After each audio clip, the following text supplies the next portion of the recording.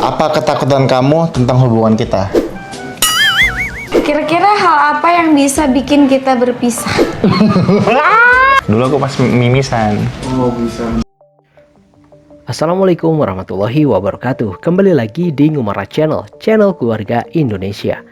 Channel yang tak membahas seputar wisata, traveling, atau jalan-jalan saja, tapi kali ini ada edukasinya. Sobat Ngumara, izinkan kami memperkenalkan segmen baru di Ngumara Channel yang kami beri nama Perspektif. Jadi segmen ini kami buat sebagai bentuk respon atau tanggapan kami terhadap fenomena yang sedang terjadi di masyarakat. Kami akan beri tanggapan dari perspektif kami yang netral tanpa memihak dan original. Mudah-mudahan sobat bisa memperoleh kebaikan dari segmen baru kami ini.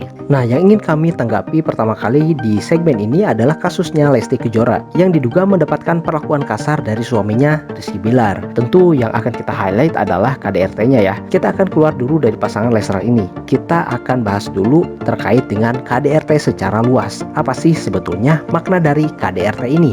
Apakah harus selalu kontak fisik?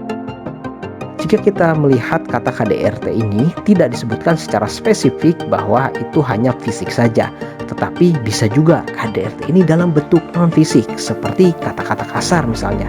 Contoh, suami mengatai istrinya bodoh, jelek, bahkan sampai kata-kata binatang keluar dari mulutnya.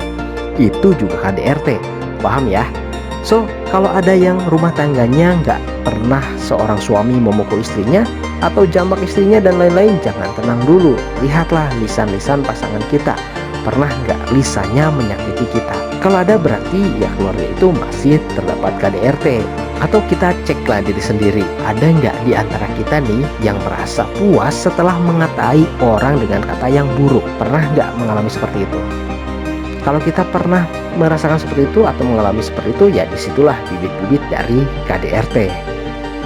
Sebetulnya apa sih yang melandasi seseorang berbuat kekerasan? Ada satu hal yang sangat penting yang dimiliki oleh kita semua sebagai manusia, yang bisa menjaga kita terhindar dari perbuatan seperti itu.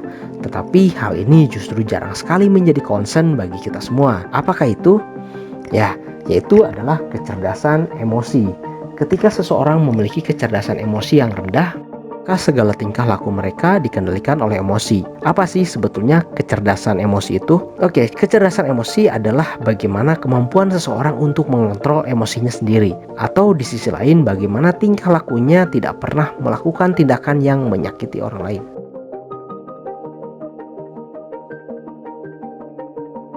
Baik secara lisan ataupun perbuatannya. Tentunya orang yang bisa disebutkan dengan kecerdasan emosi yang baik atau orang yang dewasa atau bahkan orang yang bijak ketika mereka bisa mengontrol emosinya dalam keadaan yang sulit sekalipun.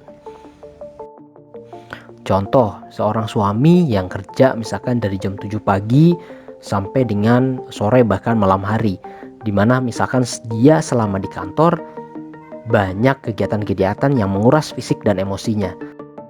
Saat sang suami pulang ke rumah, ternyata istri belum masak sama sekali. Kemudian dengan wajah yang cemberut pula. Bagaimana orang yang dengan kecerdasan emosi yang baik menyikapi hal tersebut? Tentunya dia akan banyak pertimbangan untuk tidak melakukan apapun yang dikendalikan oleh emosinya. Bisa saja dia mengalami rasa marah, bisa saja dia mengalami kecewa, tetapi tangan dan lisannya tidak dikendalikan oleh emosi. Dia masih bisa berbuat dan berkata baik dalam keadaan seperti itu. Menjadi orang dengan taraf kecerdasan emosi yang tinggi itu gak gampang. Karena sejak kecil dilahirkan emosilah yang mengontrol diri kita. Akal dan iman sebetulnya sudah ada, tetapi belum bertumbuh. Maka dari itu begitu kita lahir, ya kita dalam keadaan menangis. Ya bayangkan kalau misalkan akal dan iman kita sudah tumbuh, sudah berkembang, ya mungkin gak akan nangis, kita mungkin akan merenung pada saat lahir. Tapi anyway, yang jadi tugas kita bagaimana kita menumbuhkan akal dan keimanan kita agar itu semualah yang bisa mengontrol emosi kita, sehingga kita tidak dikontrol oleh emosi. Mengontrol emosi itu perlu skill, perlu latihan, dan di video ini kami ingin berbagi cara bagaimana mengasah agar kita bisa mengontrol emosi kita. Orang yang mudah terpengaruh emosi minimal akalnya tidak memiliki kapasitas yang cukup untuk meredam tingginya emosi yang dia miliki. So, tips pertama dari kami untuk mengontrol emosi adalah perbanyak referensi di pikiran kita, sehingga perlahan kapasitas akal kita akan bertambah. Contohnya membaca buku, tonton video-video edukasi yang kita butuhkan. Dengan begitu, banyak aspek yang sebelumnya kita nggak tahu menjadi tahu, yang sebelumnya kita nggak paham menjadi paham. Nah, tips yang kedua, kurangilah membuka media sosial yang berdampak negatif bagi keseimbangan emosi kita. Media sosial itu banyak sekali menampilkan hal-hal yang membuat emosi kita terganggu. Kabar-kabar, informasi yang kita dapatkan dari media sosial yang sebetulnya kita nggak butuhkan, itu membuat kapasitas otak kita menjadi penuh.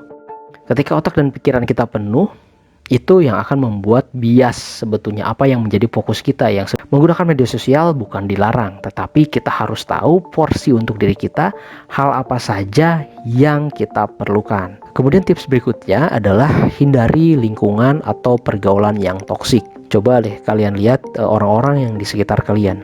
Jika orang-orang tersebut memberikan dampak-dampak negatif buat kalian, maka pastikan itu harus dihindari. Carilah lingkungan yang membuat kalian terpengaruh oleh lingkungan tersebut untuk melakukan hal-hal yang positif.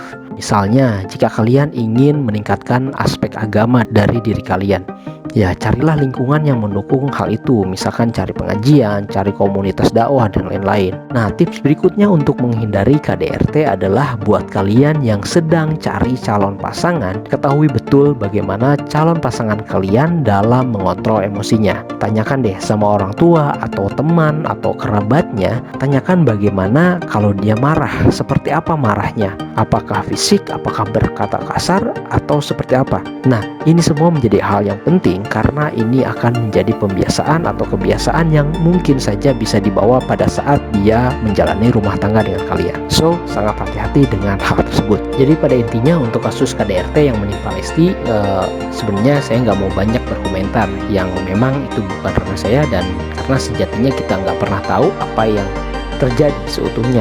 Kalau saya melihat pasangan ini dari awal pernikahan seperti ada yang berbeda sebetulnya ya di laki-lakinya. Mungkin kalian juga tahu ya apa yang saya pikirkan. Tapi wallahualam, hati manusia memang sulit ya untuk ditebak. Yang jelas kematangan sebelum menikah itu bukan hanya soal materi. Kalau kita lihat materi ya kurang apa mereka ya, tetapi bagaimana kematangan niat kita menikah, apa yang ingin dicari sebetulnya pada saat ingin memutuskan menikah, dan untuk apa menikah, itulah yang menentukan langkah-langkah kita selanjutnya setelah kita memutuskan untuk menikah dengan pasangan kita. Dan terutama kematangan masalah mental, emosi, dan juga spiritual, itulah yang sejatinya menjadi modal utama dalam sebuah pernikahan. Semoga kita semua menjadi orang yang tanpa lelah mematangkan diri kita dari setiap aspeknya, dan semoga dalam hal ini Lesti ya diberikan kesembuhan baik secara fisik dan juga mentalnya.